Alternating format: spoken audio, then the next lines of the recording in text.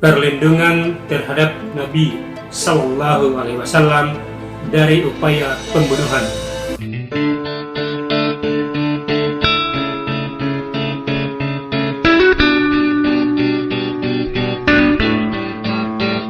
Allah Subhanahu wa Ta'ala berfirman, "Hai Rasul, sampaikanlah apa yang diturunkan kepadamu dari Tuhanmu, dan jika tidak kamu kerjakan apa yang diperintahkan itu, berarti kamu tidak menyampaikan amanatnya.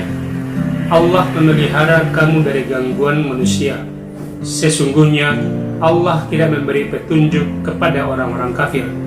Quran Surat Al-Maidah ayat 67.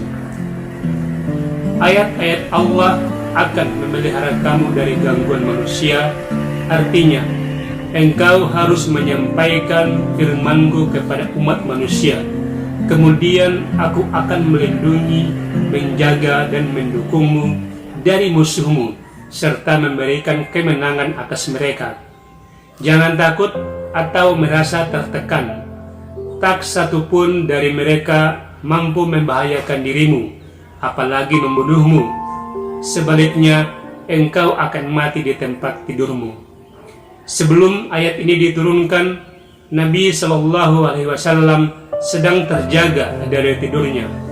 Menurut apa yang diriwayatkan oleh Imam Ahmad yang berasal dari Aisyah radhiyallahu anha, bahwa di suatu malam Nabi Shallallahu Alaihi Wasallam tidak dapat tidur sementara istrinya Aisyah berada di sampingnya.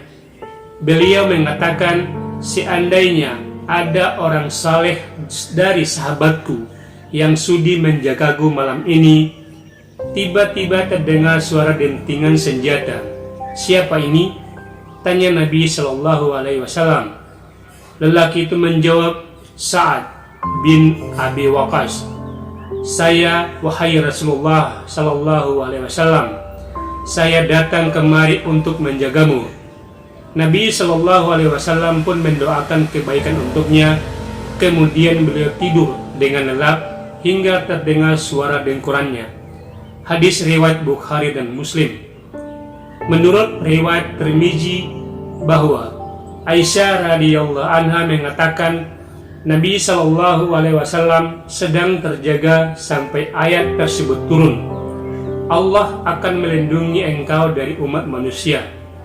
Beliau Shallallahu Alaihi Wasallam mengatakan sambil mengeluarkan kepalanya dari tenda dan berkata kepada penjaga, "Hai orang-orang, pergilah kalian.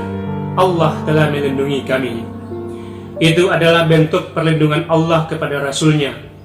Dia melindungi Rasul Shallallahu Alaihi Wasallam dari rencana jahat orang-orang Mekah dari para pemimpinnya.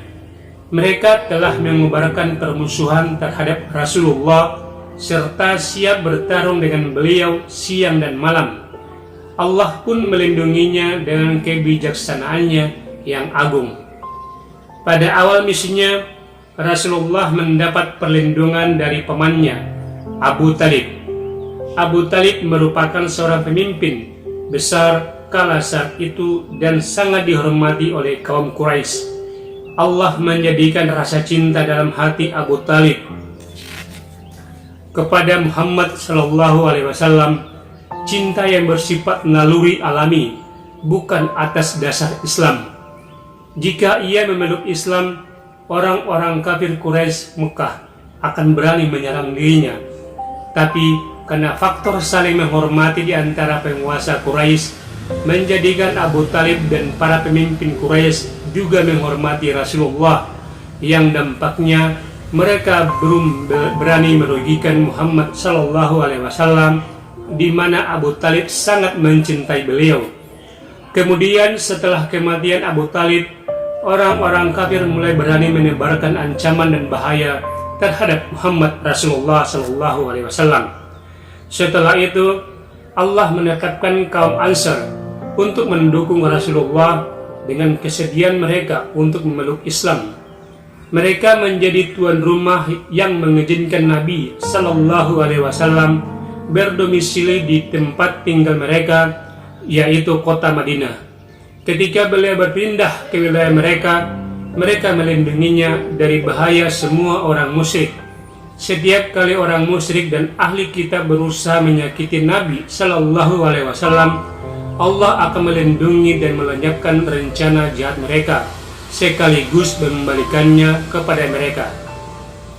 Orang-orang Yahudi berusaha untuk menyakitinya dengan sihir, namun Allah melindunginya dari perbuatan sihir itu. Pada kesempatan itu, turunlah Al-Mu'awwidzatain, surah Al-Falaq dan surah An-Nas. Ketika beberapa orang Yahudi menyajikan kepada Rasulullah lengan kambing beracun di Khaybar, Allah memberitahukan tentang hal itu dan melindunginya. Ada banyak lagi contoh bukti perlindungan Allah untuk Nabi Shallallahu Alaihi Wasallam. Allah Maha Tahu yang terbaik untuk hambanya. Wallahu musta'an. Sekian mukjizat yang dapat kami sampaikan. Semoga bisa bermanfaat bagi kita semua. Jangan lupa share, like, dan subscribe. Terima kasih. Wassalamualaikum warahmatullahi wabarakatuh.